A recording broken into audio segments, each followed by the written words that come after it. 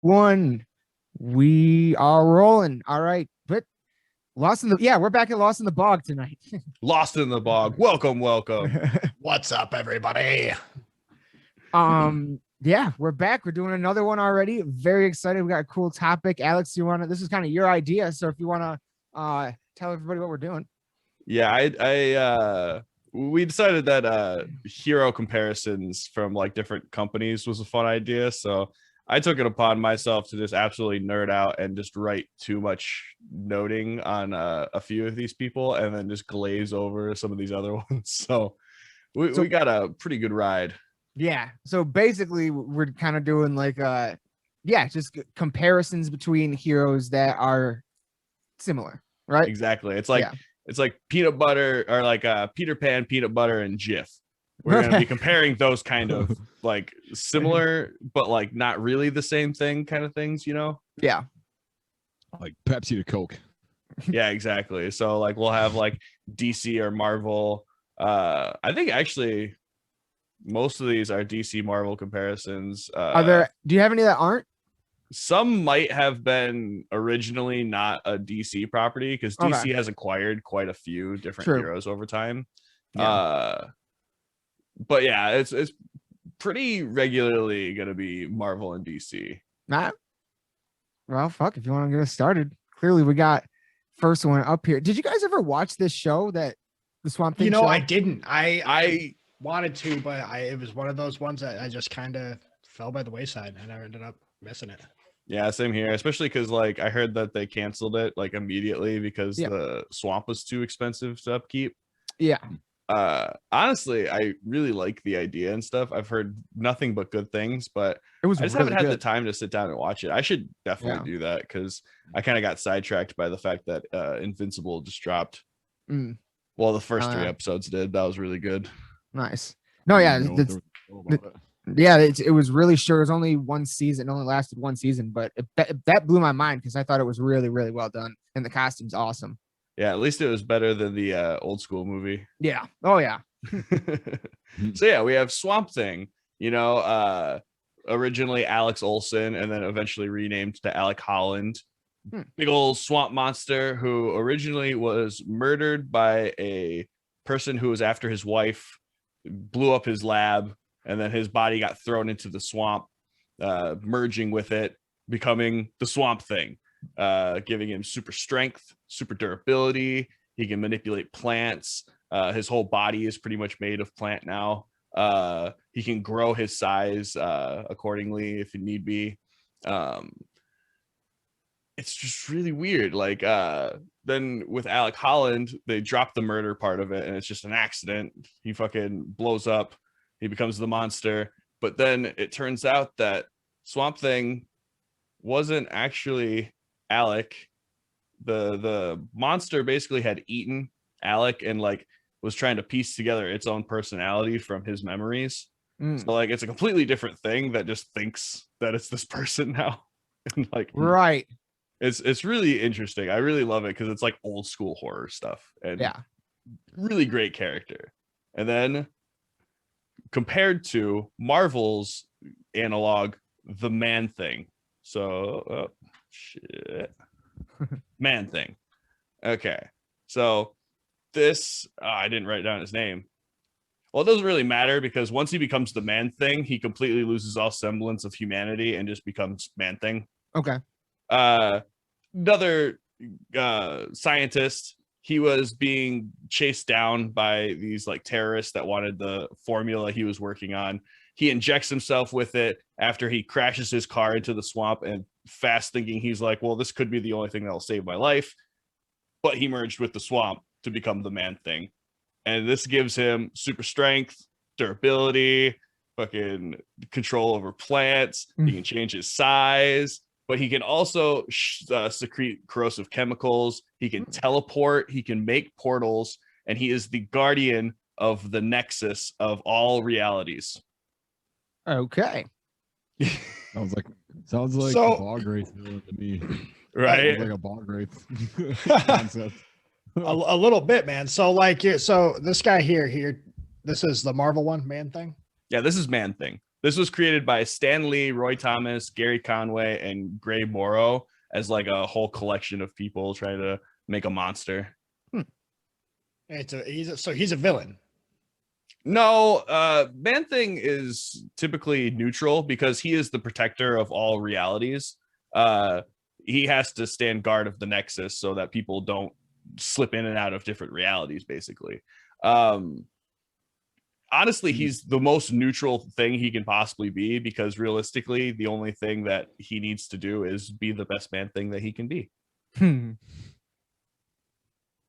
Whereas Swamp Thing is the protector of the green. He's more of like an eco-friendly kind of thing. He doesn't really have to have that kind of importance shoved onto him. Right. I forgot that aspect of the Man Thing's story. That's crazy. Yeah, it's a pretty wild chunk of it that I think have only come up in the comics that I've read, like Deadpool kills the Marvel Universe and stuff. I also forgot to mention that Swamp Thing was created by Len Wein and Bernie Wrightson. So which one do you guys think came first? The Swamp Thing or the Man Thing? I'm gonna guess Swamp Thing. Aaron? I was gonna say Man Thing, to be honest with you. It's like he's got like the details and stuff, like everything that Swamp Thing is, but just a little bit more. I feel like it's a little more of like a thought out idea, whereas opposed to the other one that's just like I don't know. He's just like a swamp beast, basically. Like I don't know. Exactly. Aaron, going off that, I'm gonna go with the other way. Yeah. Say that because this one seems like the other one, but they're like, but wouldn't it be cooler if also Yeah, I was trying to think of what way that would make sense to look. I'm gonna go with Swamp Thing. Yeah. Well, Aaron is the only one that got this one right by 2 months. Well, that was gonna be my next question: is how far apart were they? Man Thing was in May of 1971, and then in July of 1971, the Swamp Thing made its first appearance. Now, Cool. It's just close enough that I feel like they were developing Swamp Thing before that even happened. well, that's the thing, is those are the release dates, so they were definitely in development for a little while before then. And that, especially back then, there was a lot of path crossing. There's a lot of writers and illustrators going and working at both of the places. There's a good one. Yeah, just you wait. Oh shit. There's one that I have that is specifically what you're talking about. All right. But that's for later. That's the third one. So after this next one, we'll get into that. But I see what you're saying though. Like, and I was kind of thinking about that last night when he and I were talking about this, was like how much of this is like not obviously not like water cooler chatter, but like you kind of run in the same circles, you know. If you're a comic developer in the 70s, you're probably hanging out with a lot of other comic people. Right. So one person mentions, oh man, we've got this swamp guy in development and he's like a scientist and he's like part of the swamp. And then Stan Lee's like, and he's also the guardian of like all time in space. And it's like, oh, sure, I guess that if you want to do that with your swamp guy, sure. I could see that. I think the Nexus thing ended up being like a way down the line thing because the first few issues of like Man Thing were just kind of like horror stories, and then eventually they introduced Howard the Duck, and like that's where it introed Howard the Duck was with Man Thing. One of his only accomplices is Howard the Duck. Huh. That's wild. Yeah, I love it. Man Thing just looks brutal. Yeah, I love like the trunk to him and stuff. Yeah. He had a really horribly reviewed movie a few years ago, but the effects on it looked kind of cool. Huh. Like it was pretty sweet. Hard to do. Yeah, exactly. Like there's not a whole lot of room to do this because like you can't have like a sympathetic side to Man Thing because after he's that, it's just that. Like that's not even a person anymore. It's literally just Man Thing. Right. Yeah. It's super weird. Real quick. Off the record, I got this notification that said we're running out of time. It says this meeting will end in 10 minutes. I feel like we upgraded in the past, didn't we? Oh yeah, but we're on your call, not mine. I think I might have to call you guys back. You want to stop real quick and switch over? Yeah, fuck it. That's fine. Yeah, we can just pick it back up. We'll just we'll cut it and then cut it back. Yeah. So that wraps up Swamp Thing and Man Thing. And then up next, we got another one for you. We'll be right back. Yeah, we'll just cut it right before Aaron said that stuff, and then boom, pop it right back where we come in. Bet. All right, here we go. Absolutely love, because they have the exact same name. They are Scarecrow. This is DC's Scarecrow. Wait, Marvel has a Scarecrow? Yes, they do. Okay, so Jonathan Crane, a skilled biochemist and a psychologist, he is very skilled in battle with a scythe. He invented his own fear toxin. He was a Yellow Lantern for a period of time because he is so instilled with fear. And then he was created by Bill Finger and Bob Kane, obviously, because he's a Batman villain. Gonna glaze over these guys because they're scarecrows. Okay, and then this is Marvel's Scarecrow. He has a green costume instead of a brown one. Ebenezer Laughlin. He's a circus escape artist and like trapezist and stuff. He was a circus guy. He was a big showman. Don't know how, but he's also very skilled at bird training. So he trains crows to like fight for him and stuff like that. He in later editions, he has like superhuman strength if he uses like certain pheromones and stuff, and he can accelerate his healing with these pheromones he uses. He can also induce fear with them. It's just really weird, but then you get fucking the bird stuff, and it just sounds so goofy. Stan Lee and Don Heck invented this character. Now, which one do you guys possibly think could have came first? I gotta go with the DC one. I would think so too. I'm a contrarian by nature, so I say Marvel. Well, sucks to be you, Mike, because you got it wrong. I knew. I'm a victim of the times, man. I knew I was wrong, and I stuck to my guns. They beat Marvel by 23 years on this one. Scarecrow for DC came out in 41, and then Scarecrow and Marvel had his first showing up in 64. Wow. Well, that's wild. To me, I think it was the art style of the first one compared to this one, because this one looks a little more, that looks very 1940s. Yeah. It's funny you say that, because I just tried to pick like a random picture of most of these people. You couldn't find too many of the Marvel Scarecrow because apparently nobody likes this character. I never even heard of him. I wonder why, because his backstory seems to be like they had 3 different characters that they were going to pitch, and they dropped all their papers and only had time to pick up some of them. So when they were going through it, they were like, all right, he's a trapeze artist who trains birds and has super strength. Stan, what is this? Excelsior. And Stan Lee, ever the pragmatist, was like, yeah, no, that's exactly what I meant. And they were just like, Stan, you did it again, you son of a bitch. Oh man, that is who pays your paycheck?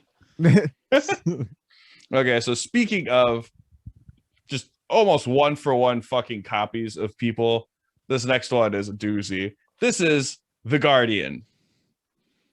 Oh, this is a good one. Already you can tell whomst this might be representing from Marvel's side of things. This is James Harper. He's a skilled fighter. He's got enhanced agility. He has a custom motorcycle and cameras and stuff. He wears his gold helmet and his golden shield. His clone version came with super strength and advanced healing. And this is a DC? Yeah, this is a DC character. He's actually the great uncle of Speedy from Green Arrow. Oh, okay. Weird. Jimmy Olsen from Supergirl also took up this mantle at one point. This was created by Jack Kirby and Joe Simon in 19 something. I'm not gonna spoil that yet. I almost went straight into presentation mode with that one. Okay, so then his counterpart in Marvel, Captain America, obviously. Steve Rogers, we all know, the frail artist turned into super yoked super soldier. He's the star-spangled man with the star-spangled shield. And he was given superhero serums, all the buff shit, healing factor, slowed aging, master tactician, also created by Jack Kirby and Joe Simon. I was gonna say, I know Kirby was did a lot of the Marvel stuff. Yeah. So I had to go with Guardian because like it's too funny how just absolutely the exact same these characters basically are. Like even more so between the pictures, but like the shield, the stance of it. Like, yeah, I got those pictures specifically for it because they're throwing a punch with the shield. Yeah, it's like the exact same fucking picture. I love it. Which one do you think came first, the chicken or the egg? I'd say Cap. Aaron? Yeah, only because the other guy looks like a great value superhero to me. Mom, we have Captain America at home. Yeah, pretty much. So, well, of course, Captain America came first. He came an entire year before this character. So wow. 1 year later, Jack Kirby went to DC and was like, "This guy's gonna be big, the Guardian." He's got like a hard hat and like a toilet seat as a shield. Yeah. I don't know. Yeah, it's like a badge almost. It's yeah, that's it. Yeah. It's so goofy. No, toilet seat was way better. This one to me is the most impressive on the list, strictly because it's like, all right, Jack, welcome to DC. What do you got? I've got a guy with a shield and a helmet. He's gonna wear blue spandex and he's gonna be muscular. The American dream is all he thinks about. Fuck it. Oh my god. All right, Jack. That's fine. Joe, what do you got? What he's got, it's fine. We're going with that. Look, even the dude in that picture that you've got up in the bottom right there is just as unimpressed as the guy he pitched it to. He's like, that's not Captain America, that fucking bitch. What the fuck is this? This fucking guy. That's U.S. agent. Right. Trying to do like Wolverine colors at the same time. The blue, yellow, yeah. Okay, so I don't know how to transition into these next ones. So, Little Men. The Ant-Man. Hank Pym, a genius level scientist that invents a way to harness these Pym particles, he calls them, to shrink and grow things accordingly. He invents his little feelers that can communicate with different bugs. He has gone by Giant Man, Goliath, or the Yellow Jacket also. He created Ultron because he's a dick. Then Mike, you got something to add to that? I mean, the road to hell is paved with good intentions. That's what I'll leave that at. Okay. Yeah, I know he had the best intentions on Ultron. He didn't create a psycho murder bot, but we're not here for me to talk about Age of Ultron again, even though I will. No, we'll talk about Age of Ultron later with another character that we'll talk about. But to end this off, Ant-Man was created by Jack Kirby, Stan Lee, Larry Lieber, a lot of the same Marvel guys that you normally hear from. And then we got the Atom, Ray Palmer, a genius level scientist that invents a super suit that allows him to shrink down. Wait, I've heard this before. He can grow himself, shrink himself, all that. He can also change himself subatomically, so he can make himself more dense or like phase through things. So yeah, he can pack a big wall up. This was created by Gardner Fox, Gil Kane, Murphy Anderson, a lot of those big names at DC. Fucking iconic character, and I really wish they would do more with this guy. Didn't they just Easter egg him in Justice League? Yeah, the Ryan Choi version of the Atom took over Star Labs at the end. Yep. Which is so cool. I love that. In, was it Flash? The show? Ray Palmer, yeah. Yeah. They had the Brandon Routh. Yeah, Superman got turned into the Atom. Yeah. Wow. That's pretty cool. Okay, so which one do you guys think came first, Adam or Ant-Man? We'll go with Adam on this one. Yeah, that's what I was thinking. Going with Ant-Man because his powers seemed less refined, and it sounds like they heard about it at DC and were like, we can do that better. They came up with the Atom an entire year before. Oh, man, wow. I'm 0 for 3 right now. Yeah, Adam came out in 61 in Showcase Comics, and Ant-Man was the next year in 62 in Tales to Astonish. Oh, okay. I guess I never really put together how closely related they are as far as their like power and like just overall like character, like, you know, the arc of it and stuff. Yeah, right. Super scientists that straight up like shrink down. Super scientists. Yeah, I think the only thing that Ant-Man does that Adam doesn't is talk to bugs and stuff, but like he also doesn't exactly talk to bugs. He just like stimulates them with the feelers or whatever. It's like a whole thing they made up for it. I like the Ant-Man movies. The last couple they came out with were good. Dude, I love them because like you can tell that the first one was such an Edgar Wright film, and they were like, "Sorry, Edgar, we're just not gonna let you do these things." And he was like, "Okay, never mind. I don't want to do this film. You're gonna like hinder all of the cool stuff." And then they made some pretty good movies. The second one isn't amazing, but it's a fun romp. It's fun. It's fun enough. I definitely noticed there was a big difference in the between that one and what is it, Wasp? Oh yeah, Ant-Man and the Wasp, with the ghost and stuff. Yeah. Oh yeah. I wasn't as big into that one, but I thought the first one was pretty great. Well, yeah, I mean because Edgar Wright made the bones of the first one, and it was definitely an Edgar Wright film and at the heart of it. And then Ant-Man 2 was like it was a Marvel movie. Right. Mm-hmm. Right. Okay, so these next actually they're villains. I was gonna say heroes, but yeah, no, they're both actually villains. Okay, so the first one we got here is Captain Boomerang from DC Comics. He's a Flash villain, obviously. Suicide Squad, yeah, Jai Courtney played him. He's going to play him again in the new one too. Yep. George Digger Harkness, skilled marksman and combat specialist, has various trick boomerangs, bladed, explosive, incendiary, electric. You get the gist. A lot of like fun little toys to play with. Fun fact is that he wasn't Australian until later down, about 20 years into his existence. Then his newest incarnation, Owen Mercer, has speed burst powers where he can tap into the speed force for a brief period of time. Oh, okay. He also had a short period of time where he could blow his boomerangs up like Gambit, where like he could throw like a normal boomerang and blow it up just on will. Okay. This guy was created by John Broome and Carmine Infantino. That name comes up a good bit in this. Well, not a good bit, but a couple of times. So I like this guy. Really cool character. But then we got Marvel's version, Boomerang. Shut the fuck up. Yep. Fred Myers, a baseball pitcher who was disgraced because he fell into a cycle of accepting bribes. So people found out that he was making money for throwing games and stuff.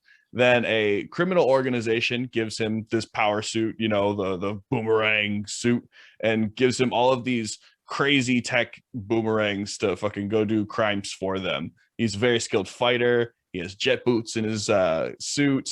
He's got accuracy that is matched to like Bullseye, Hawkeye, those kind of people. But he's got fun names for his boomerangs. He's got the Shatterangs, which are bombs. He's got the Gasarangs, which has tear gas in them. The Razorangs, which are obvious what those are. Obvious. The Sonic Screamarangs. And then he's got Bladerangs, which are buzzsaws. Jesus. This is a Stanley Jack Kirby invention. So yeah, which one do you think would have come first? Captain Boomerang or the Boomerang? I've never even heard of the Boomerang, so I gotta go with Captain Boomerang. That's kind of what I'm thinking. Except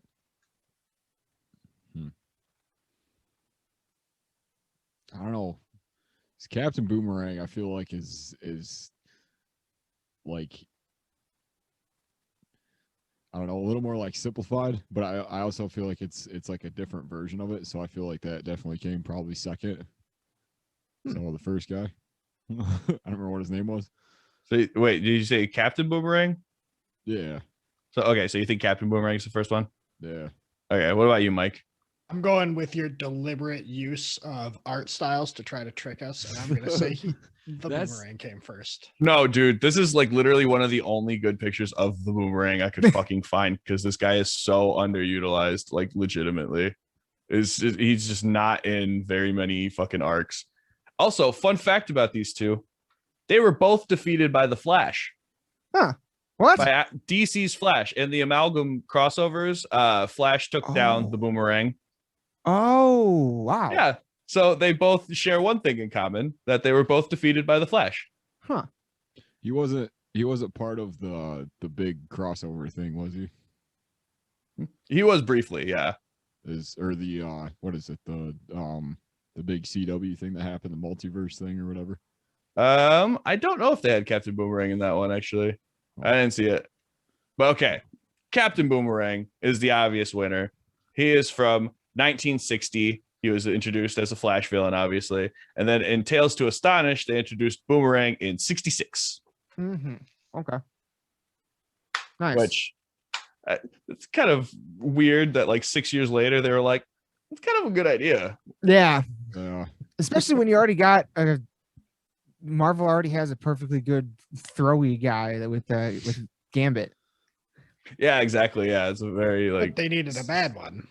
Oh yeah. Oh, Gambit's that like floating Yeah, causality, he's kind of like you know? he's kind of sometimes He's chaotic good. Yeah. Where like he normally does the good thing, but he's definitely leaned to the bad side sometimes. Whereas this guy definitely gives me some neutral evil vibes. Oh yeah, totally. I'd say that.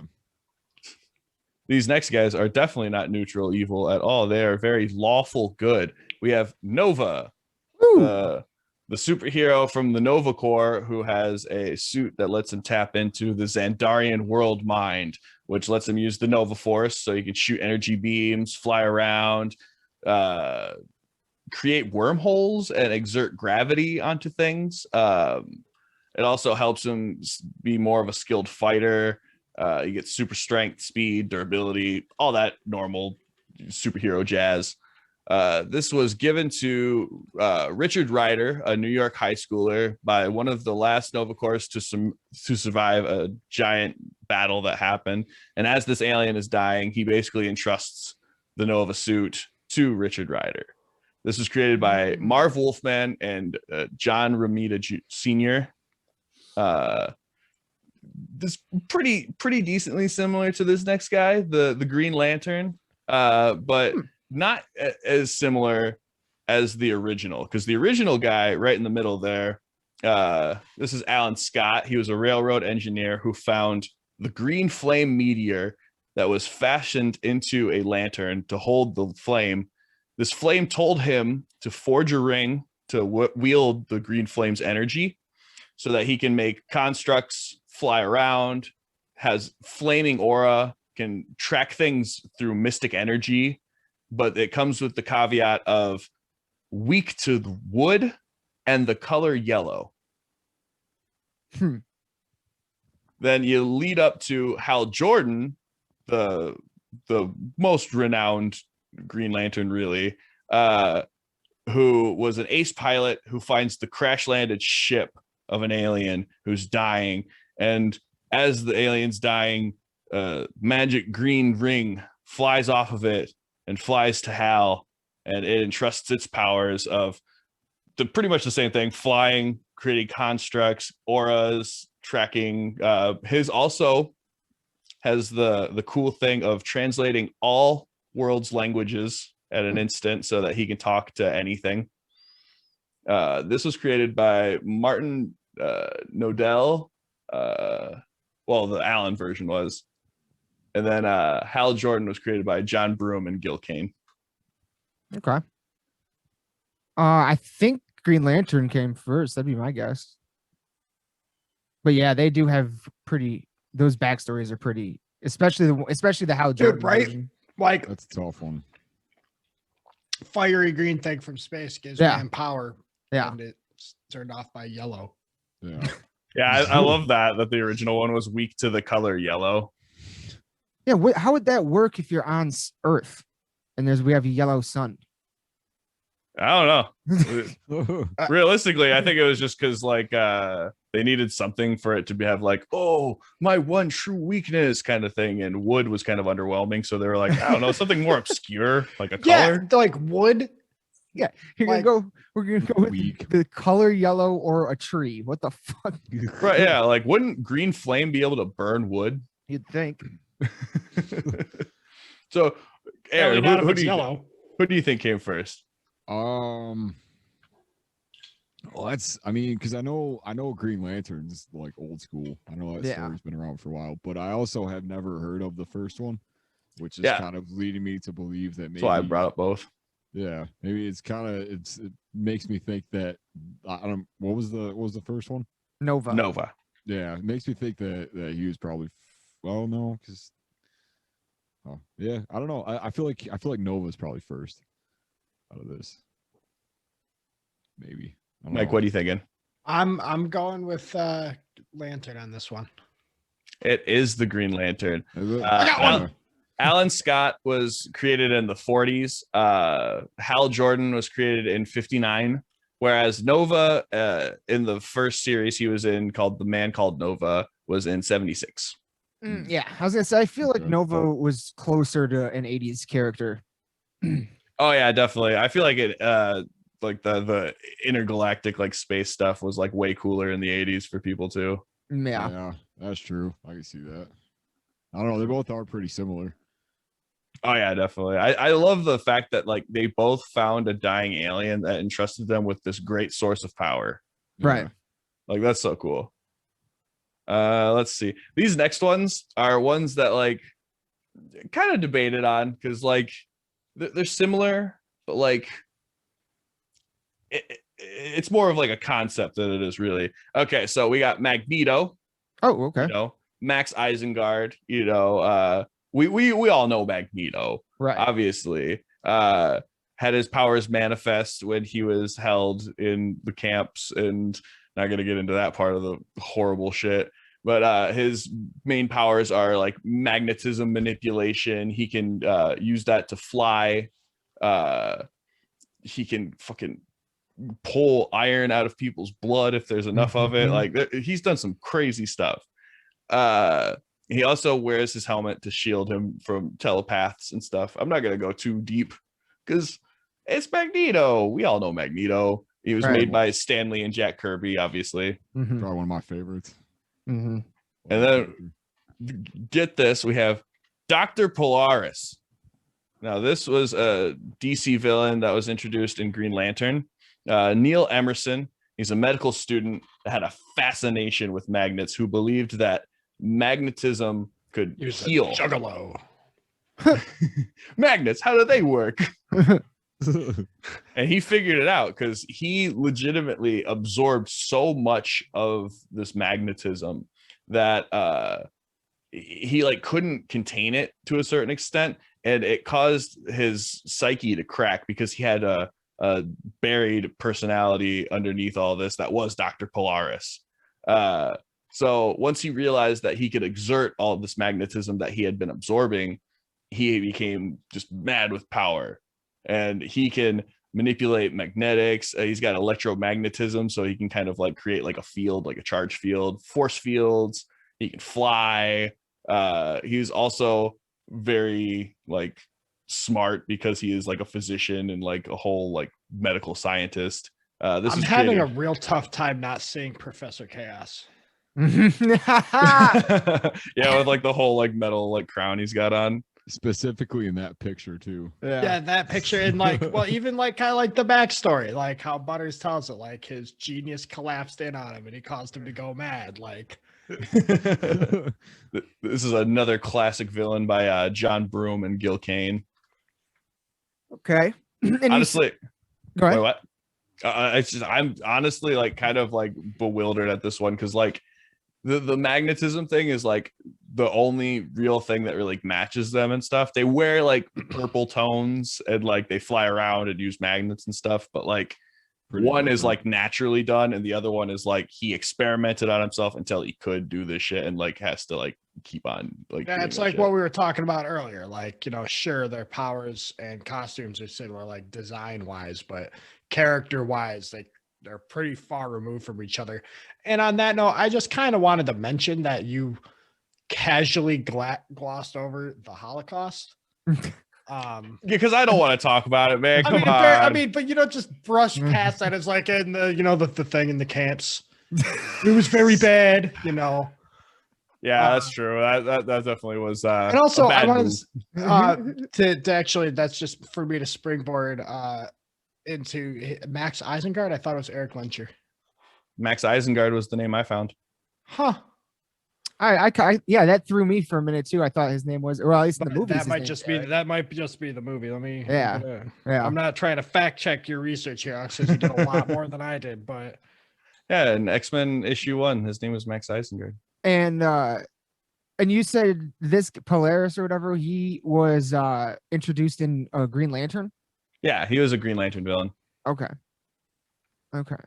So we got Magneto, the classic X-Men issue number 1, and then we got Dr. Polaris, Green Lantern volume 2, issue 21. If that gives you enough information, you are a fucking nerd. Jesus, that's a toughie. Because I know about when Magneto was. I know around the time for the X-Men, but I don't know this guy. And having just found out quite how old Green Lantern is, I might have to go with Polaris on this. Yeah, I just told you how old Green Lantern was. What are you talking about? No, that's what we're saying. Yeah, so that makes me go, okay. Great. I think Green Lantern's quite a bit older, or a little, probably like 20 years older than X-Men, I think. So yeah, I go with Polaris on this. What do you think, Aaron? See, my gut is telling me Magneto, because it just seems like the classic kind of idea, but like, I don't know, they're pretty different as far as their overall story and stuff, but yeah, I'm gonna say Magneto on this. Mike, what do you say? Yeah, dude, I'm gonna go with Polaris, just based on the age of his protagonist. It is Polaris, but would you believe that it was by 3 months? Really? Wow. Yeah. June of 63, Dr. Polaris made his appearance in Green Lantern, and then September of 63 is when X-Men first was introduced. Yeah. I knew X-Men came out in the 60s. That's crazy. Yeah, Dr. Polaris came first, and I was just bewildered by that. I was like, literally 3 months? Like, that's crazy. Like, that doesn't even make sense to me. No. Okay. Yeah, that was a wild one right there. Yeah. Right. To finish this off, I did my look. So Max Eisenhart was Eric Lencher's birth name. Eric Lencher was the name that he took when he escaped the camps. Oh, okay. Good luck. That's definitely an overlook on my part. No, I mean, you were right. I mean, technically, his name was Max Eisenhart. Technically, I was correct, and that's the best kind of correct. That's the best kind of correct. I feel like that's the best Futurama quote ever. Technically, you are correct. The best kind of correct. Okay, so these next ones, we're going to be talking about robots.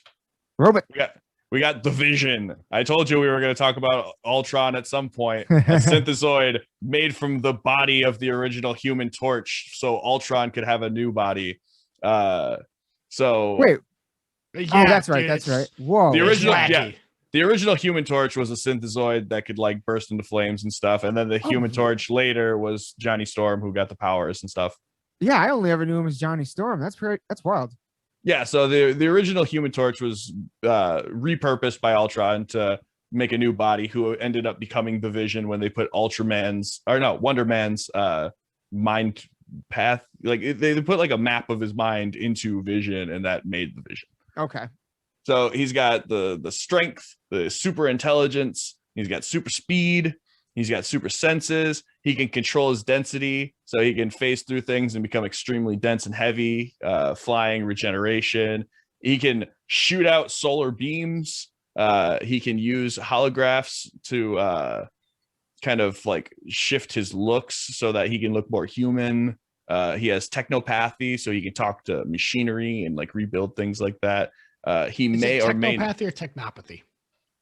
I think it's technopathy, actually. Because I always said technopathy, but like technopathy sounds like a way more legitimate way to say that. Yeah, that's what I was gonna say. Because I've only read it because it's not it's a nonsense word. It's not a real thing in real life. So I guess I've never heard anyone say it out loud. Didn't they say it in Sky High? You watched that movie? I mean, not recently, but like I did in the past. Oh, I don't know. Might have been. Because like that's what one of the like people's powers was. Okay, going back to Vision, he might have a penis. We are not 100% sure. They will not confirm nor deny it. But he was created by Roy Thomas and John Buscema, something like that. I'm really bad at pronouncing names that I'm just gonna try to read off the fly. And then we got his DC counterpart, or as close as one I could find at least, is the Red Tornado.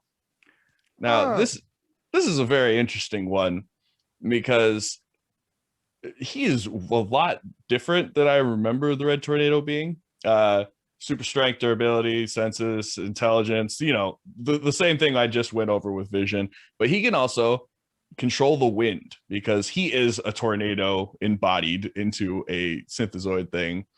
So he can fly using wind manipulation and stuff. He's also extremely skilled at computer cracking.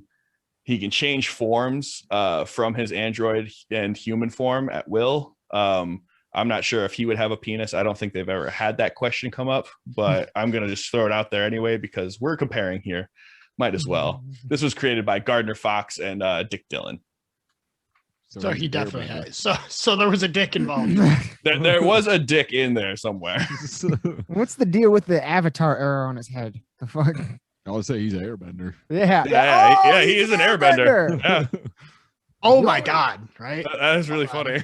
So here, here's one observation I had when I saw this guy on his list. This was what did we? Oh no, I won't say time frame. Actually, I'm gonna hold that thought until we do the thing. Yeah. Okay. So which one do you guys think came first? I don't know if I've ever really even heard of the Red Tornado, so I got to go with Vision. You haven't heard of the Red Tornado? Not really. Dude, no. Horse the Band has a sick song after the Red Tornado. Really? Yeah, it's really cool. I definitely recommend looking that up. Horse the Band, Red Tornado. All right. Mathcore. Yeah, dude, they're fucking sick. I love them. But yeah, the Red Tornado is a pretty decently classic DC like villain, but also has been a hero. It's like a shifting thing. Does he have like a big nemesis? Not really. I don't think he's like been like too high up the rung to have like a real recognizable nemesis. Fair enough. I could see the comparison between the two. Yeah, synthezoids that can fly, have super intelligence, speed, senses, density control. Like they have very similar powers, but like there's some slight differences. Yeah. I'm gonna say Vision just because this guy seems a little bit more of like a newer concept, like a few more like extra added things to it. I don't know. Well, this is just like his like newer like design. This is the best picture I could get of him, really. Okay. Yeah. Well, either way, I'm still Vision, I think. If I'm cheating a little bit on this one, but I'm also a pothead, so I forgot. But I'm gonna go with Red Tornado based on the factoid and little mental rabbit hole I went down when I learned about this character. Okay.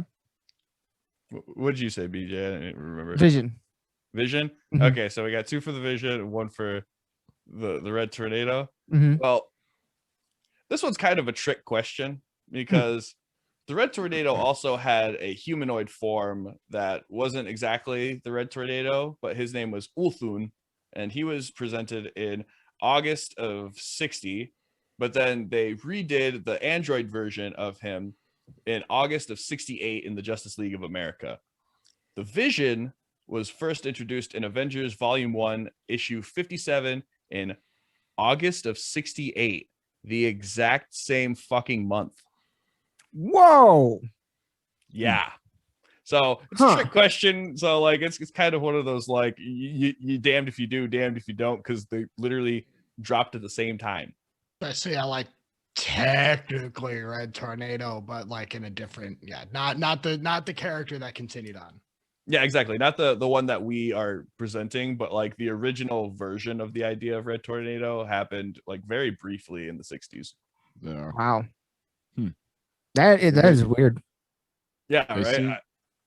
They seem like close enough in story and especially, you know, like power and stuff, but like I don't know, I guess to compare the two, you know, I guess I don't know, because like they both in some senses kind of seem like two different ideas, really. Like they don't feel like one is piggybacking off the other. It's just kind of a continuation of, you know. Yeah, I feel like it's definitely one of those like they both had the idea of like, what about like a robot superhero? And they were like, how do we do that? And one of them was like, what if he like can control like the weather and stuff? Like, what if that's part of his power? And the other one was like, now what if he's like super smart and has like the personality of a person? I can't believe they came out the same month though. That's wild. Yeah, like it just blows my mind that that's actually a thing. Yeah. Okay, so my little 30 seconds of research here. 2001 Space Odyssey came out in 68. Now, the way Kubrick makes his movies, that film was definitely in pre-production for a while.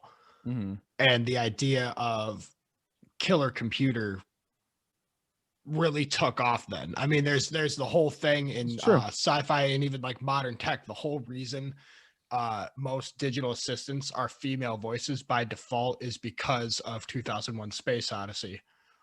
How?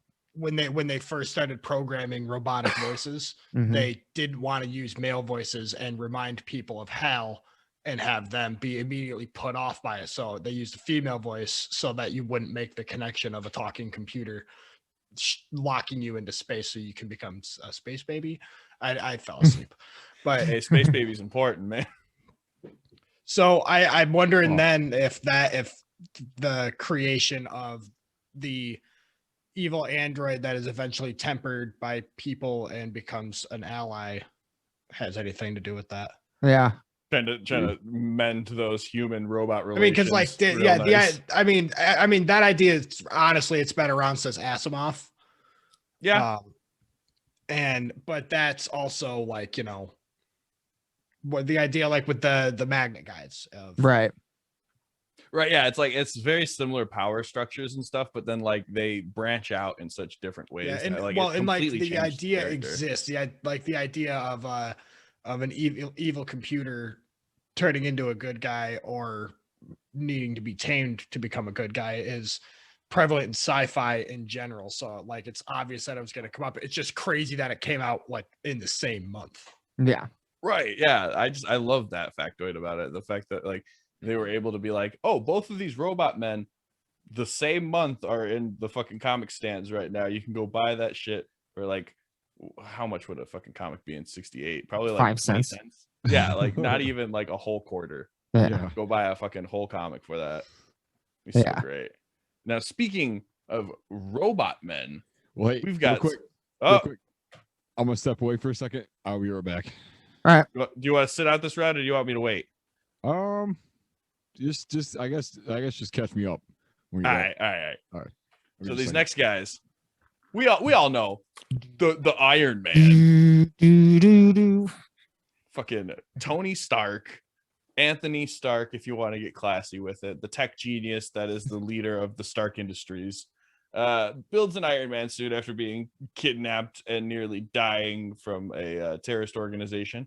This suit gives him enhanced strength, speed, durability, senses, reflexes, and agility. He can also fly at supersonic speeds. He has repulsor rays on his hands and his chest. He can shoot missiles out of different various parts and compartments.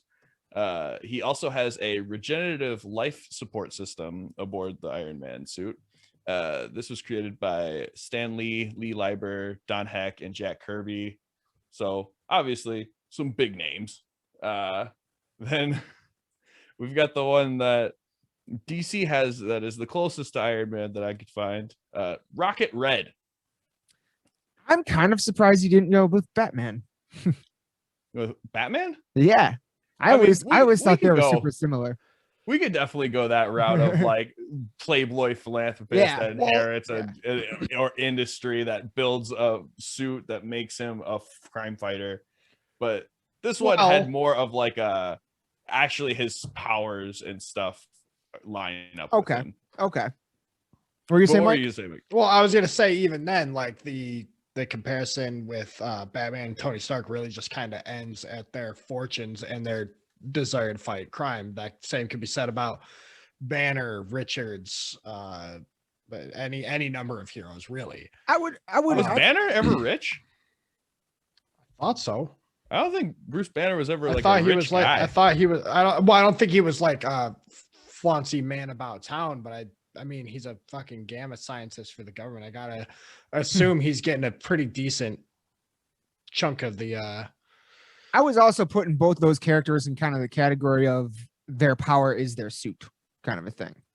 Oh yeah, that kind well, of. Even with Batman, with Batman, armor, if you take him out of the suit, you can have Batman still. Like if it was like a boxing match between Tony Stark and Bruce Wayne, Bruce Wayne's gonna wipe the fucking floor with Tony Stark. But if Tony Stark is in that Iron Man suit, he might actually have a leg up on Batman because he can read different like tactics and like his suit actually calculates that shit.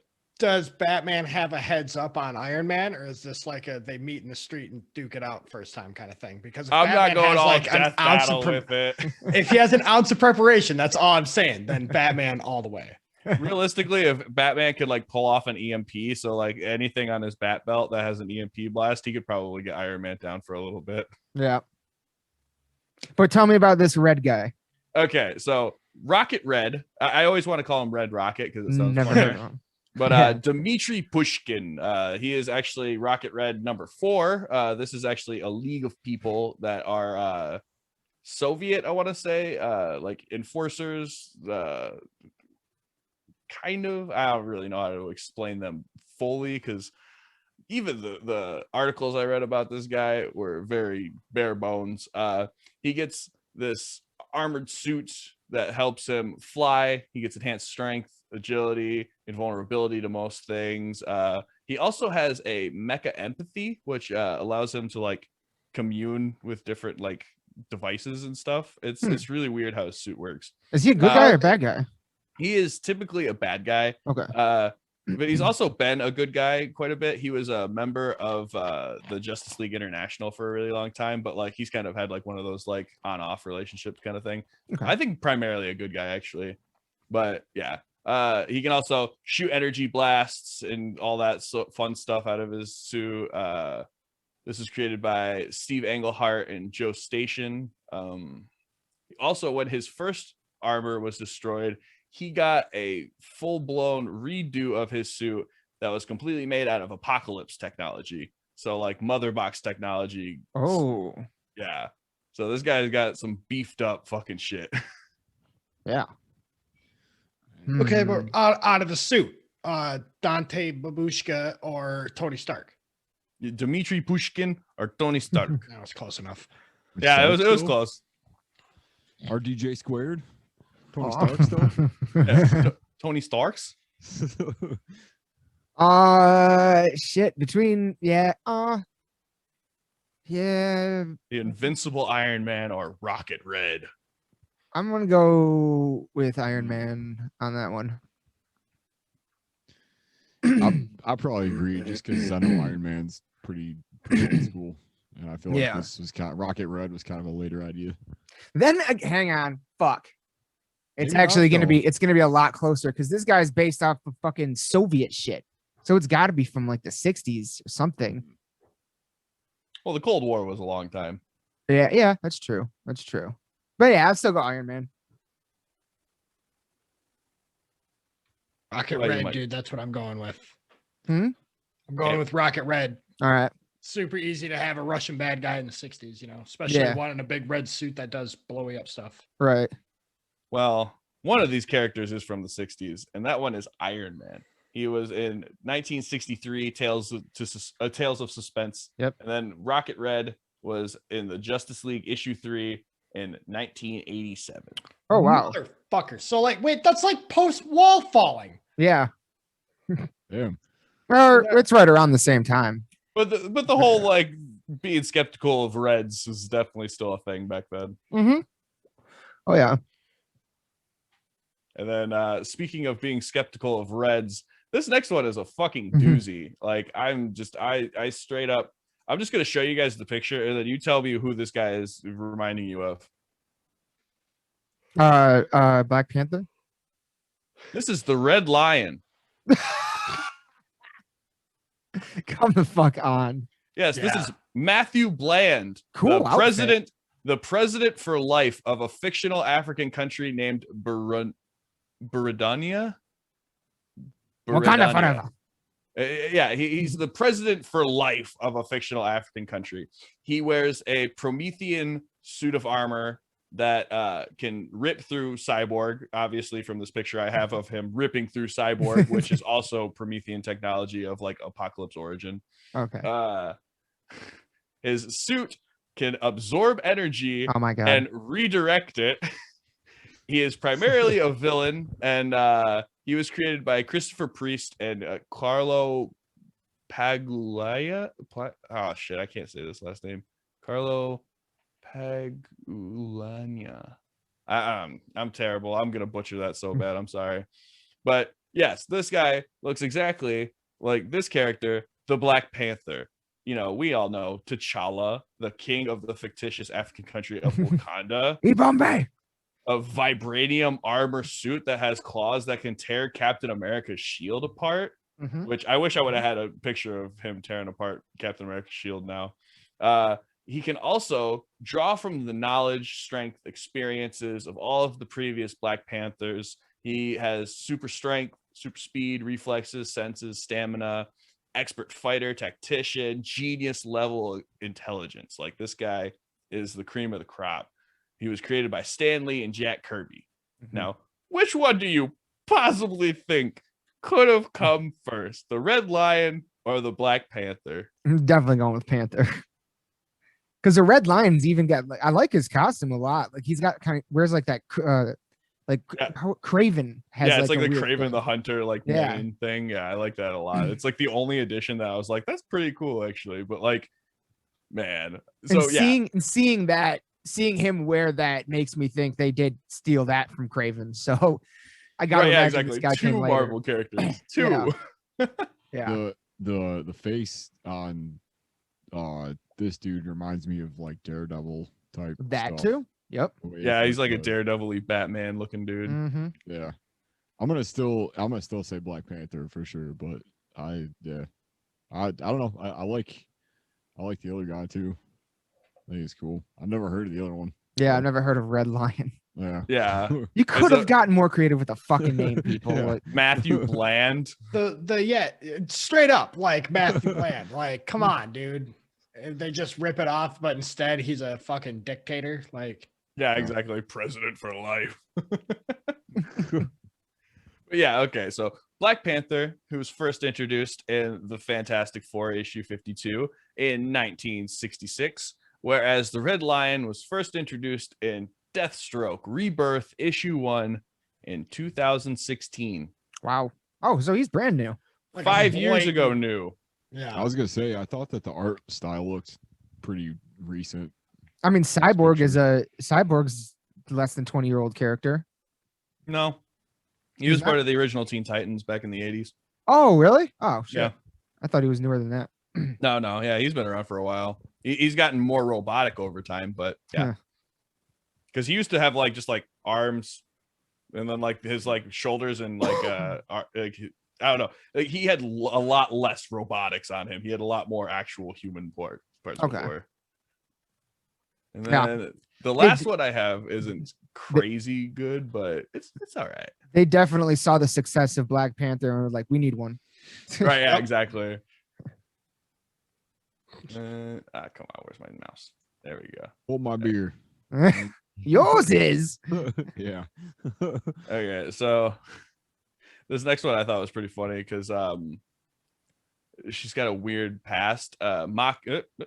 Mockingbird. Bobby Morse or Barbara Morse she's a doctor. She was basically the Jane to Khazar's Tarzan. So Khazar is like the man from the Savage Lands that happens in a lot of different Marvel comics and stuff. She was also rescued after the creation of Man-Thing. She was basically the first person that Man-Thing saved. She originally had the name Huntress and then changed her name to Mockingbird and then donned to like this more like the domino mask with like the sleek assassin stuff with the bow staff. She's a gymnast, spy, fighter, got somewhat enhanced strength and agility. She has healing and halted aging. She's also an expert marksman and proficient with the staves, those kind of things. This was a creation of Len Wein and Neil Adams. I think her original character was, at least. I like Neil Adams. he made Man-Bat. Oh, that's cool. I didn't know that. I love Man-Bat. Such a good character. Yeah. And then this is the older picture, but she ends up having a suit that looks more like this in like more recent adaptations. But we have the Black Canary, who Dinah Drake, classic crime fighter. Her and her husband Larry Lance would fight crime together. She would be the hero to his cop. Expert fighter, has the canary cry. Sometimes she has the powers to like glide or fly slightly. Then her daughter Laurel Lance ends up taking the mantle eventually. She was made by Robert Canaire and Carmine Infantino, who also has shown up on this list before. I've only maybe heard of, what was it, Mockingbird? Yeah, Mockingbird from Marvel. She was a Shield character for a minute. Okay. Yeah, I think she was on the TV show actually. She was. I have not. I don't have any, like, I've heard her name a few times, but that's about it. So with this one, I'm going to have to go with Canary because I know Canary's been around for a while. I want to agree. Like, what was because all the Shield stuff, like that was its own separate story, wasn't it? Yeah, she's like in the comic books, like a pretty predominant like person in Shield eventually, because like she's like a doctor that also does like all this like spy stuff. Yeah, but that was its own storyline though, wasn't it? That was like, oh, the TV show, yeah, definitely. But like in the comic books, it's pretty heavily tied in with all the others. Just a part of it, yeah.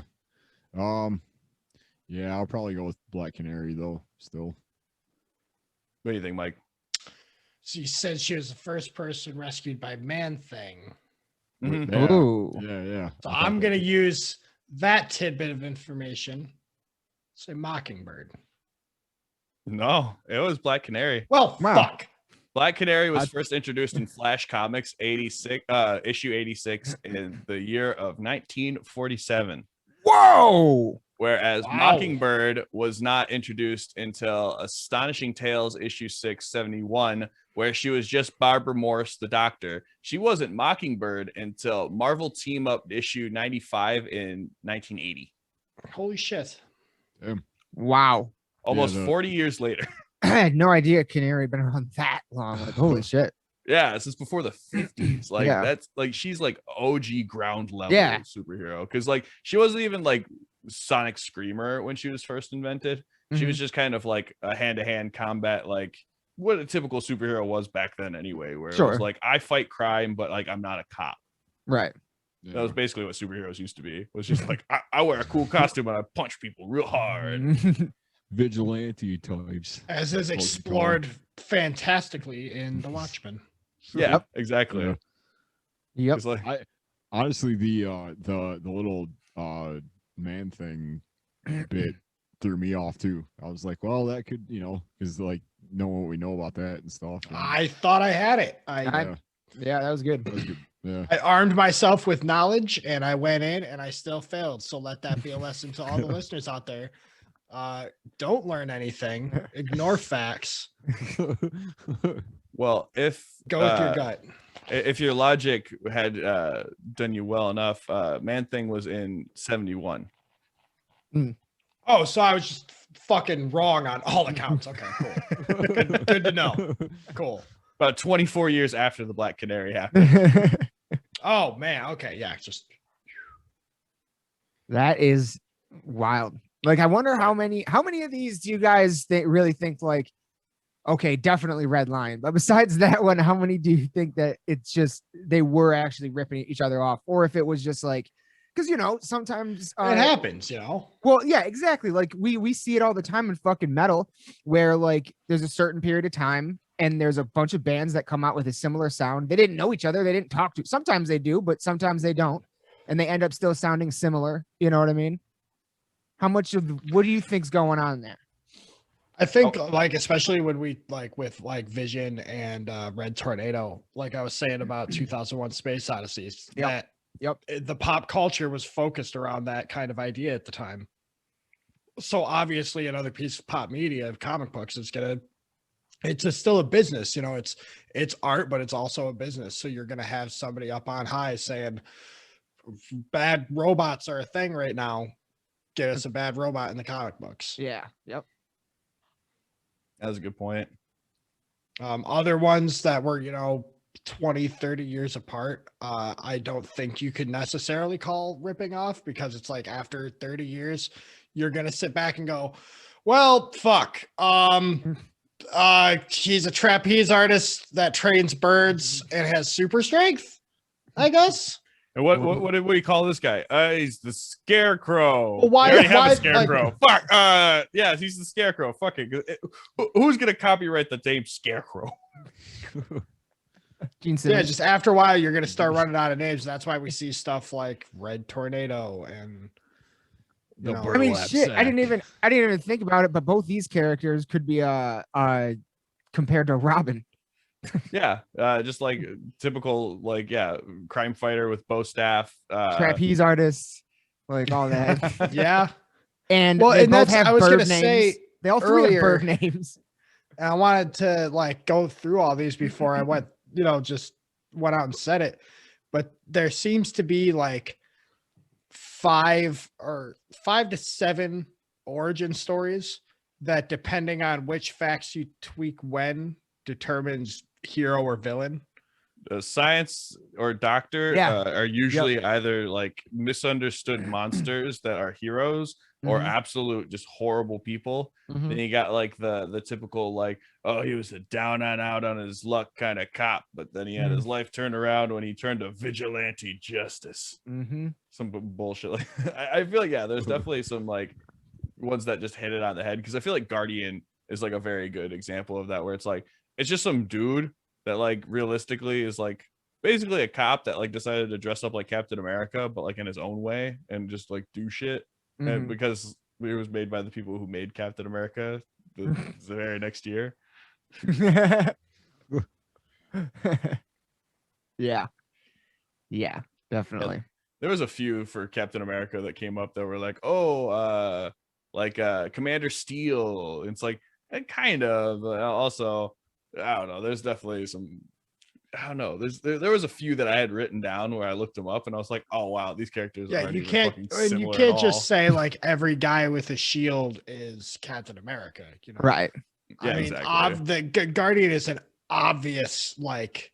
Here's what I did at my last job. Like I've worked in kitchens before. So, you hire a new chef and he brings you a dish from his old place and then a whole new menu as well. Yeah. I did Captain America, so we'll start there. Let me see your resume, kid. This is great. Can we use this? Yeah, let me just recolor it first.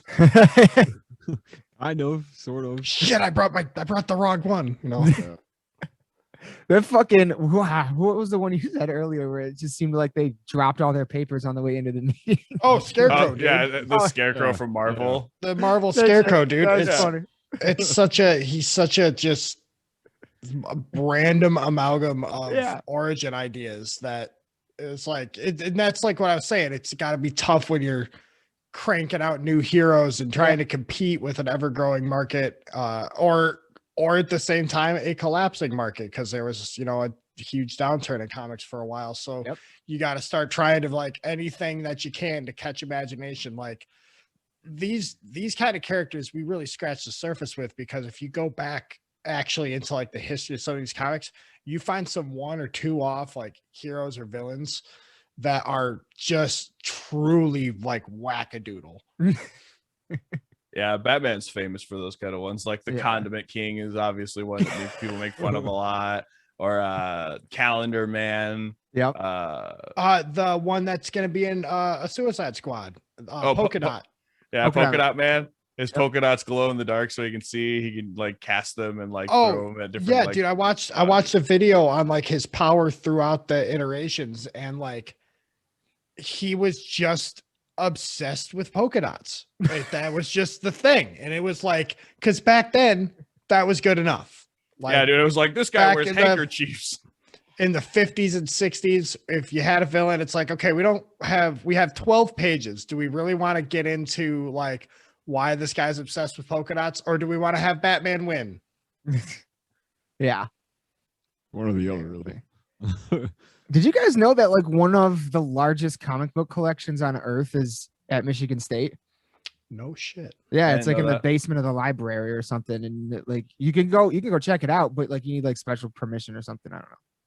But like literally, can you imagine the guy you have to get fucking permission from? I bet it's all those people from the Fortress. That's where they went. You've got to like play a game of Magic against one, and then Yu-Gi-Oh against another. No, now you may enter.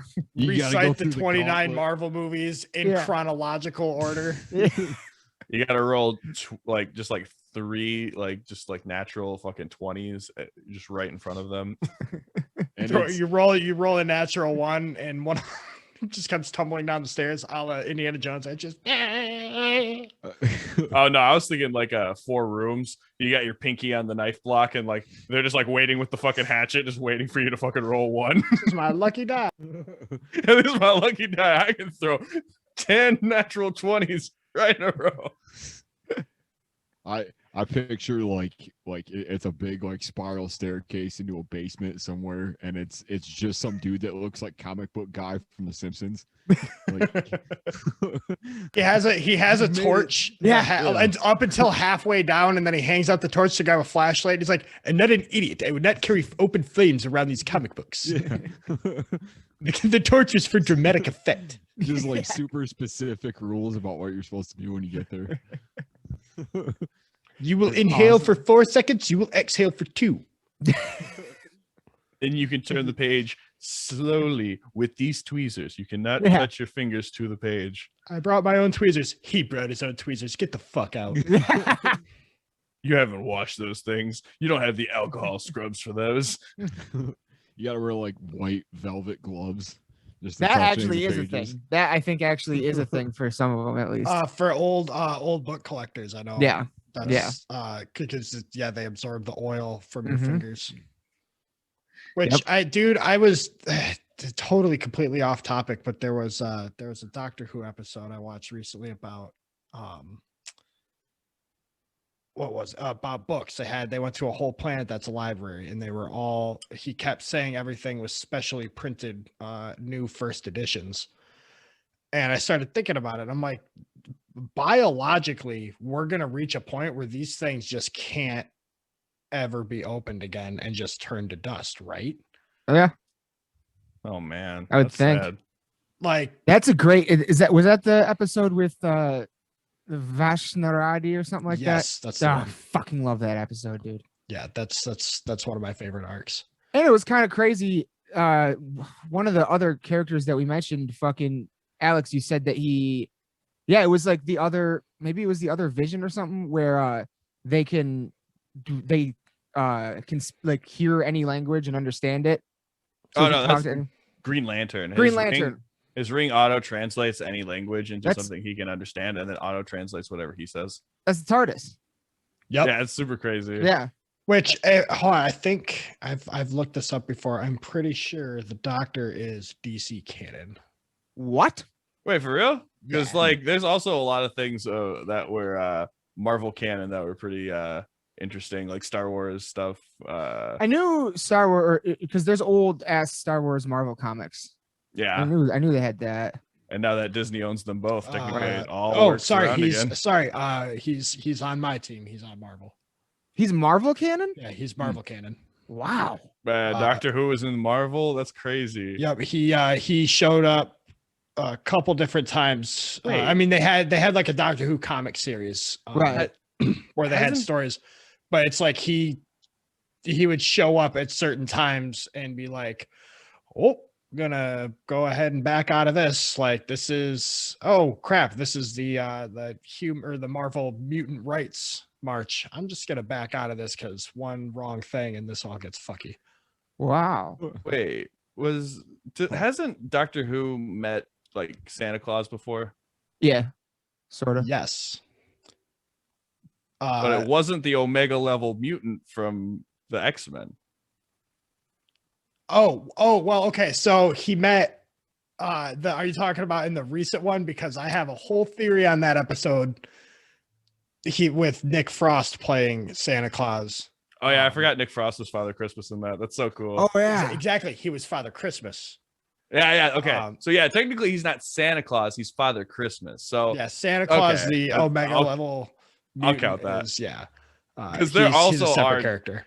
Different versions of Santa Claus throughout Marvel canon. Like one of them is like legitimately just like an evil person. Like you got like normal Santa Claus. Well, you got there was the one in DC. I saw a whole, I think it was like a Tumblr post on Reddit about they're like, oh, it's super cute from the DC one of the Christmas episodes, the animated ones, where they're like, oh, we used to have to line Clark's gifts with lead so he wouldn't peek. And Clark's like, you mean Santa lined them with lead? And someone's like, oh, it's so cute that like he's this god and he still believes in Santa Claus. And someone points out, they're like, no, Santa Claus exists in this universe. And not only does he exist, but every year he makes a mad dash across Apocalypse's defense, or Darkseid's defenses, to give him a lump of coal. Yep. And they showed like the things from the comic book, and they show him like zipping through, and he like gives him a lump of coal, and they're like, oh, destroy that man. He's like, ho ho, and flies away from the planet. And they were like, so all those times that they were like, how do we get to this guy? They could have just wrote a letter to Santa. I don't think Santa's contractually obligated to do that kind of stuff, because I mean, realistically, he's there to bring toys and coal. Like, I don't think he's ready for battle most of the time. Oh yeah, no, I mean, he does that as part of his Santa duties, but can you just imagine the time that they're like, we're out of options, what do we do? And this will be like a DC movie, like the fourth Snyder cut. You get Santa fucking just stocking up the entire sleigh with just guns. Bring in Tim Allen's Santa Claus, bring in the established lore. That's Disney, dude. What? You can't cross. Oh, it is. Like that. Oh my God. Wait, yeah. So wait, is Tim Allen actually an Omega level mutant? Do you inherit the Omega level mutant fucking abilities when you kill Santa Claus? You know what? I'm gonna go ahead and say it is, and I'm going to wait for the next Marvel trailer or post-credit scene to drop, and we're gonna re-edit it to have the fucking. I don't know, but I'd pay to see that movie. That's all I'm saying. Like, right? You get Charles Xavier going up to the North Pole like, Santa, we need your help, and he's like, oh no, I can't, Charles. Not this year. We've been over this, Charles. You've been a naughty boy. You've got very many people killed. Well, what do you think he does the rest of 364 days? I imagine as an Omega level mutant, he has to recover, because if it's an Omega level mutant, then that's like physical prowess. And we've all seen the math of what it takes for Santa Claus to do his thing, right? Yeah. Well, yeah, he traveling like 64,000 miles an hour at all times. That's like going into a house, dropping off gifts, and going. He has to be traveling like 3 times the speed of light in order to get a gift. And like, and that's only for like a third of the children of the world that would like believe in Santa Claus. So he's just blowing up houses. Yeah, and like, but he does it. So it's like Quicksilver on like super fucking duper level, and he doesn't go fast enough. He's going that fast, and he doesn't affect the time stream a la Flash. So you have to assume Santa is exerting an insane amount of physical strength. So like, I imagine like the DBZ Star Wars like back to tanks with like Mrs. Claus in like a leather trench coat. She's crushing up gingerbread into the forts. With like a mortar and pestle, like mistletoe and crunching candy cane into it and like putting it into a syringe and it's okay, Nick. You'll be fine. I'm trying if it's Claus, how long do you think he could keep this up? As long as he has to, Nim Num. As long as he has to. Okay, the great thing about Marvel Santa also is that he invented a pocket dimension that is his sack that he carries his toys in. So like, not only did like he fucking straight up like be able to move at these crazy amounts and like exert this much force, but he's also crazy smart to invent a fucking dimension, basically. A bag that we could describe as bigger on the inside. Yeah, exactly. It's just like it's a bag of holding that he basically invented. There's there was the whole Eccleston joke. Who's to say I'm not Father Christmas red bicycle when you were 12? Wait, how did you? Which is, as it later was proved that he wasn't, and that Father Christmas was a separate entity. It just proves that at some point he just went and peeked on Rose's childhood after he met her, right? Like while she like wasn't looking or something. Mm-hmm. Like that's weird, right? Kind of super weird, kind of odd. But so that's like a massive departure from what we were talking about. Yeah, well, yeah. I did have one other thing we could get into if we wanted, because like there's so many different like things that aren't Marvel or DC, and I was just wondering if there was any like favorite alternative superheroes, I suppose, or like ones that are like or like movies that have come out that have been kind of like superhero-esque, or like just things that are that kind of stuff. Spawn is my shit. Yeah, Spawn is a pretty good choice. I fucking love Spawn. And then you could also say like Sin City or Watchmen. Yeah. Fuck, man. I don't know. I there's so many good choices. Honestly, I think Nemesis is a really cool one. Yeah. Made by the guys that did Kick-Ass. He's basically like if a supervillain was literally goddamn infallible. Like he's just so good at what he fucking does. Really cool little comic run. What are another good one that I really like? Shit. There's some really cool ones. Like there's like obscure ones like Dial H for Hero, where people find the Hero dial, which is like an old rotary phone dial where if you type in HERO, you'll get a different superpower for about an hour. And like it's just like a random, it's like Ben 10, but like just at random. You might get like fucking flame powers, you might just get the ability to breathe underwater, who knows. That's cool. Yeah, it's got an hour to figure it out. Cool ones. Also, Umbrella Academy. The comics are way better than the show is, and I will die on that hill. I would argue that they've departed enough that it's two separate retellings of the same source material. Somewhat. They completely skip over like major villains and plot points that the comics do, but like it's mainly because the comics were an overindulgence of comic stuff because of like Gerard Way's fandom and like love for comics. He wanted to do the most comic book he could possibly. Can you imagine the ratings drop if they had opened season 2 with the fucking the Statue of Liberty battle? Dude, that'd be so fucking sick though. The oh wait, no, you mean the Eiffel Tower one? Eiffel Tower, the murder magician was trying to fucking use the Eiffel Tower.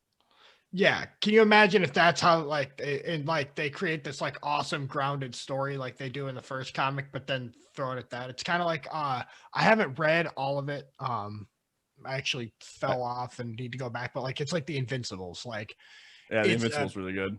Super deep.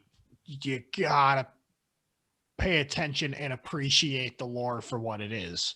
Especially the symbolism that they use to like kind of like throw like a reference your way, but like not really at the same time. Like they definitely do a lot of that kind of stuff where like it's somewhat referential, but to the point where like it's kind of like just referencing an idea rather than like a full blown thing. Do you have a favorite, Aaron?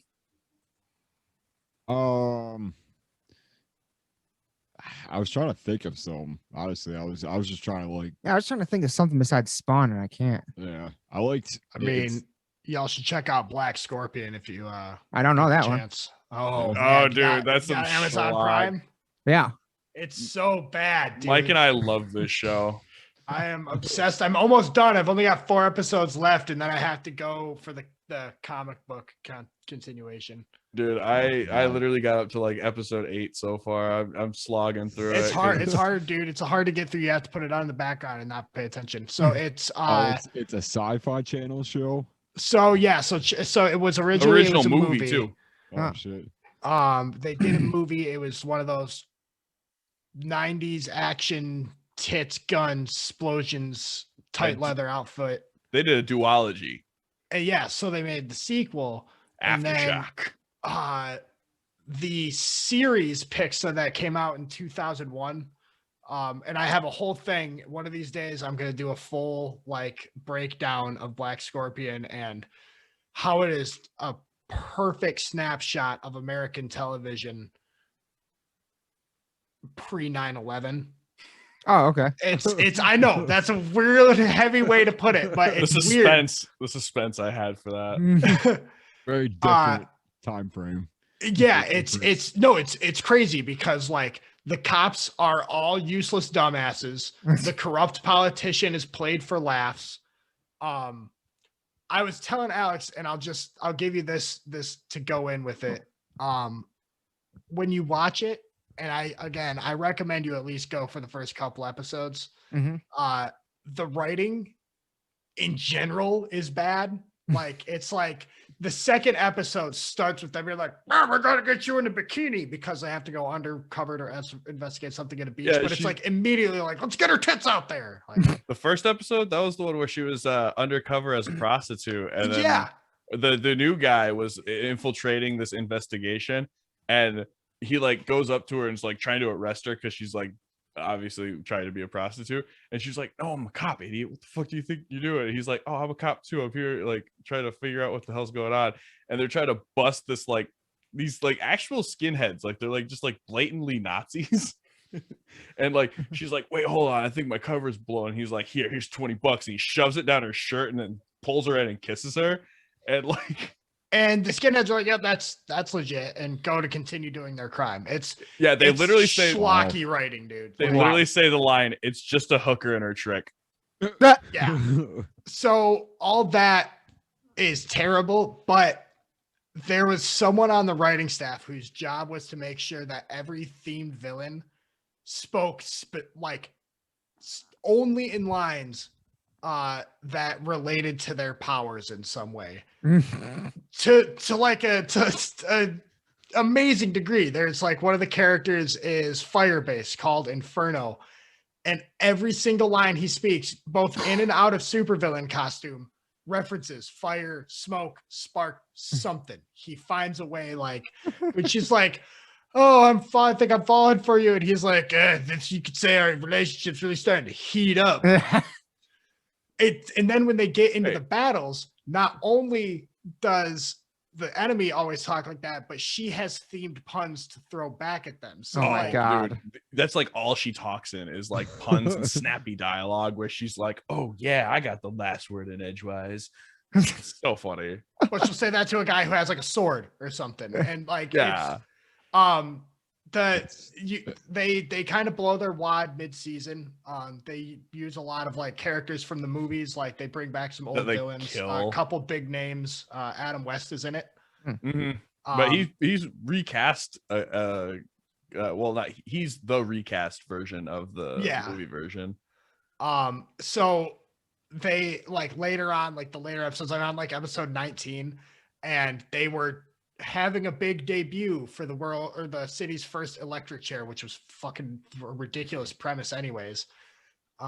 Again, like pre 9/11 America, that was played for laughs. It was like, ha ha ha ha ha. Oh, isn't that penalty. quirky? So they're going to do that, and the villain of the episode is trying to sabotage the electric chair and gets and turns into an electricity-based villain. But for some fucking reason, and they never explain why, her power is conducted through her tits, which are now headlights, like truck headlights. And she, like, everyone sees, and they're like, oh, she's a real stunner. And she's like, you could say it's shocking. And dude, it's that was the episode because I binged, like, I didn't say binge. It was on in the background while I was playing Destiny. So technically a binge, but like so technically a binge, but I wasn't like fully invested. That was the one that made me be like, okay, you know what? I'm gonna try to figure this out. And I turned to watch it after like 20 minutes. I was like, you know what? I should go to bed. I'm wasting valuable moments of my life trying to digest this. I wonder if that's a ripoff of the fucking fembots.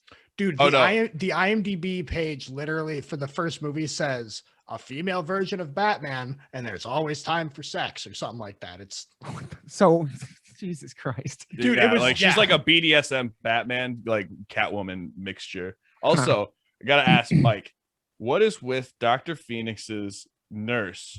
Why is she so horny, and why does she hit on Adam West immediately? As far as I can tell, if there is a woman on the show, it needs to be obscenely obvious that she is a woman the entire time, and that she is obsessed with the man on screen, or that she is in a relationship with that man. The powerful man is to be worshipped by the like. Yeah, like even Black Scorpion. She runs into, like, her cop buddy runs into her a few times, and like immediately it's constantly like has her at gunpoint, like gets her time. It's only when she like gets the drop on him for a second and either kisses him and has him be like, oh my gosh, and then gets away, or she just straight knocks him out. And then when she's like in normal clothes, she's like, I know you got the hots for Black Scorpion. And he's like, what the fuck? It's like as if like Peter Parker would have like kissed Mary Jane in that whole like moment, and then went up to her the next day. Was like, I know you got the hots for fucking Spider-Man, you bitch, slut. It's like, what the hell is this? Yeah, it's like I said, I recommend it based solely on my love for truly bad stuff, because there's like bad stuff like the Warlock sequel that's just like you just can't fucking get through, like Troll 2, Manos Hands of Fate. Those are just bad all around. But this one, it's like, man, dude, they got 23 episodes out of that crap. Yeah, somehow 23. That's so crazy. Have you ever actually seen the end of it?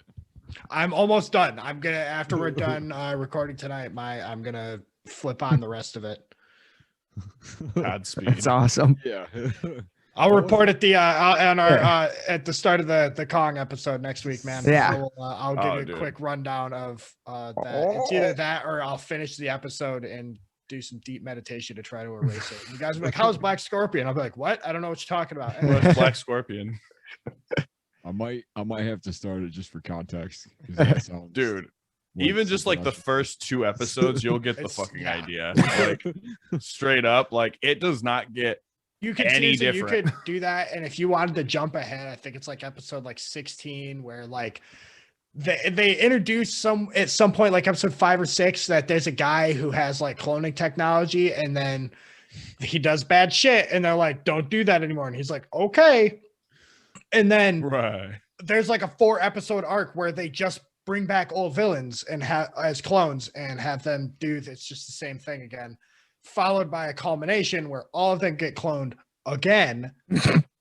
For this is now 3rd generation, and they all team up to try to bring down Black Scorpion, but then get struck by doing their own side thing and eventually tear themselves apart. It's God. When was this show made? 2000. I was gonna say it sounds like some real campy 2000 shit. Yeah. Yeah, dude. I feel like it was like the dying air of that fucking kind of stuff, really. Yeah. Like she is as far as I'm concerned, in my Swamp Ape verse theory, as far as I'm concerned, she's going to be like the Captain America, like that. What's his name? What was his name from Swamp Ape? Ranger Joe. Yeah, it was Ranger something. Because there was the one that fucking got just like murked and like never met the rest of the fucking kids. But then like there was the one that was like with them for the most part. So yeah, that's a conversation for another time. We will. Yeah, I'll look into that for sure. But yeah, dude, like Scorpion, it's fun. You did just mention that we are. Wait, what day is today? Today's Saturday. So we are 4 days away from Godzilla vs Kong. Holy shit, dude. Hell yes, dude. I'm so excited. You guys I'm gonna watch that so hard. Dude. It's first of all, apparently it's already out in China. Yeah, apparently the last 30 seconds of the movie have been leaked onto the internet. So don't go looking stuff up about the movie until you watch it. Why'd you tell me that? Don't go look it up, dude. Because I literally got spoiled for Falcon and the Winter Soldier by a fucking toy. Well, Damn. but there is a newer the early reviews for it are really, really good.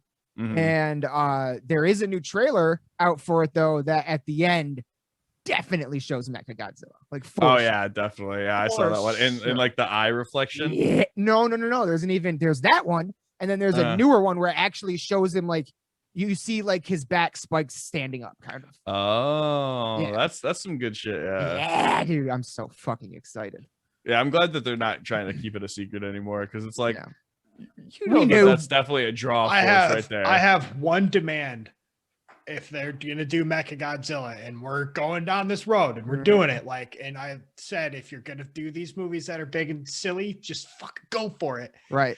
There better be the comic relief character that says the line, something along the line of, who the hell thought it was a good idea to build a giant freaking robot Godzilla, or like something. I almost feel like it's guaranteed. Who's our comic relief in this one? I don't the guy that's like driving around with Millie Bobby Brown. Yeah. With 11 from Stranger Things. Oh god, I forgot she's in this one. Yeah, she's in the last one. Dude, she's like the only reoccurring character left. Because all the other ones died. Then I saw that fucking Enola Holmes movie, and was it that bad? I heard it was dude. kind of fun. That movie sucked. Yeah, it was. That was so bad. I mean, I don't think I made it. It's not for me. It's not for my generation. It's a young adult novel meant for like girls to be like, yeah, you can do it too. Sure, but as a movie about Sherlock Holmes in general, when you get fucking what's it, Henry Cavill to play Sherlock Holmes, and you blow it that bad, he was terrible. It was not a good Sherlock. Damn shame. He's a good fucking everything else. I feel like. Yeah, he's a good Witcher. Yeah, dude. Geralt of Rivia is one of his best for sure. He just plays that role so well. Like I don't even want to play the games because I'm like, just not Henry Cavill though. Gotta get that mod in. Yeah. The dude that they got for the game is weird. I really like the voice acting in it for him that much. Yeah, I feel like it's more snide than what Henry Cavill does, because Henry Cavill does it like way more like as a reserved person, whereas like the video game character seems like he has kind of a silver tongue to him where like he kind of wants to be a smart ass to people. Yeah. Well, I mean, it's also totally in how you play him. Yeah, that's fair. You can play your Geralt to be a crude kind of jackass, and I don't want to like go off on another tangent here, but if you want to talk about it, we're looking at young Geralt, how he got the name. Oh, true. From Witcher. Like Witcher 1, pre-Witcher 1. Like, is that supposed to take place before the Witcher 1? Well, I mean, it's the start of his story. So there was what's the town from the first episode? Butcher. He always carries the name like the Butcher at best. Oh shit! Yeah, Butcher. It's been a minute since I watched that show. Yeah, I only watched it when I first Butcher of Blaviken. That's what it was. Yeah. So in the games and the books, he's always like, when people talk about him and they don't like him, they're like, "Oh, aren't you the Butcher of Blaviken?" Like, because he slaughtered all those people. Well, in the show, in the first episode, when he fucks all those people up in that just cake of an action sequence, that's where he gets the name, the Butcher of Blaviken. So it's one of those like, oh shit, we're at like the beginning Geralt, where he was like, I'm just trying to fucking fight monsters and do my thing. Oh, okay. Yeah. Nice. All right. Well, shit. Unless you guys have anything else, we could probably wrap this up. No, man. Yeah, that's. I mean, we got through Alex's terrifically researched list. Yeah, that was awesome. 22 different characters. Honestly, I had what was it? I think I wanted to do a list of 15 comparisons, but a few of them were just like, it's not even fucking close. The more I looked into the things, because I was like, oh wow, like they just so happen to like look somewhat similar, even though it's like a generic superhero costume kind of thing. Yeah, I'm surprised I didn't see because I was actually talking with this earlier. I went and saw my dad and I put that question to him and we were talking about it, and I'm surprised I didn't see a Quicksilver and Flash comparison. Yeah, I feel like that one was pretty obvious. Okay. Like, okay. Because like there's definitely some that like I didn't want to like nail down, because like there's also like 3 or 4 different like Supermans that I could fucking pull from Marvel that are really easy to compare to actual Superman. Fair enough. I bet none of them are as stale and white rice mayonnaise on white bread sandwich as Superman. Come on, man. The Superman hate needs to end. Oh man. Hell yeah. All right. Well, yeah, no, Alex, that was fucking awesome. This was an absolute blast. It, no, that was a great idea. I think that was a lot of fun. If you ever fucking have any more ideas like that, I'm down to do them. But we are definitely fucking pull more of these, honestly. We should do some like tier lists or some like debate stuff. Yeah. Okay. I'm stealing this idea like straight, like wholesale from the Deadbeat podcast, but they did March Madness with like serial killers from different horror movies and stuff. Whoa. Like a bracket where like we would just talk about the individual matchups. Superhero March Madness. Yeah, cool. We could do something like just like straight up like that, where it's like, okay, so like we'll put up like we'll put up like a list of like heroes that we like, and we'll get like 32 of them, and then just like randomize it, and then just like talk about like which ones would be better, or like which 4 of us, so we each pick a division. Yeah, that'd be pretty. Kind of cool. Works perfect, actually. Yeah. All right. Well, so we'll do the details off mic. But yeah, man, another episode of Lost in the Bog, man. Guys, thanks for coming and doing this again. I'm looking forward to doing more of these when we got these big topics, you know. Yeah, no, I'm a lot of fun. I'm unfucking believably excited to do the Kong one next week. That's gonna be so much fun. It's gonna be so much fun. So anticipating that one. Awesome. All right, that's gonna be it from this episode of Lost in the Bog.